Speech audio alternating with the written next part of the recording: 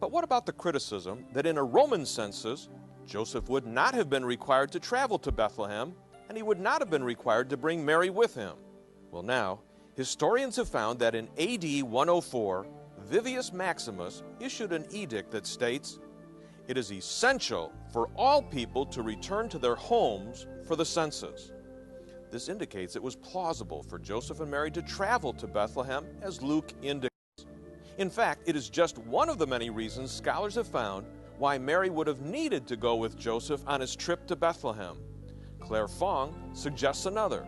So I think that we find a few basic presuppositions that are just our own modern skepticism and really don't deal with the reality of the fact that if Joseph and Mary had come to live together as a married couple at this point, why on earth would he leave her at home when he faced a prolonged absence, waiting for the census to be accomplished? Then what can be said to those who say a Roman census could not have been carried out in Herod's kingdom while Herod was alive? Well, this simply is not true.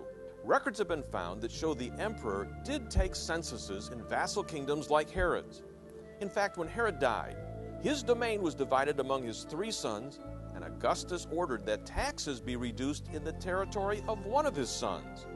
It proves the Roman emperor was not afraid to intervene in one of his vassal kingdoms. Further, it is now known that in 8 to 7 BC, Herod came into disfavor with Augustus and was thereafter treated as a subject rather than a friend. It resulted in Herod's autonomy being taken away from him. And third, historians have also discovered that the people of Herod's domain took an oath of allegiance not just to Herod, but to both Augustus and Herod, which proves there was a greater involvement of Augustus in Herod's realm. Finally, Luke's account points to a census taken before Herod the Great's death and the division of his kingdom. Why? Well, it would have been highly implausible to think that after Herod's kingdom had been divided between his 3 sons in 4 BC, that people in Nazareth, under Herod Antipas, would have traveled to Bethlehem, the territory belonging to Archelaus, for purposes of taxation.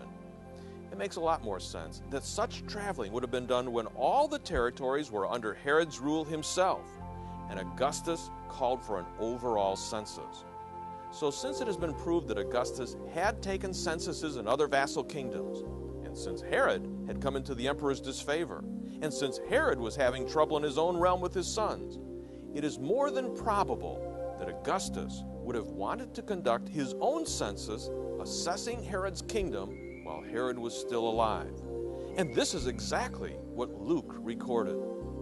Well, I think I would say the things I'm certain about concerning the birth of Jesus are certainly the things that both Matthew and Luke share in common and tell us.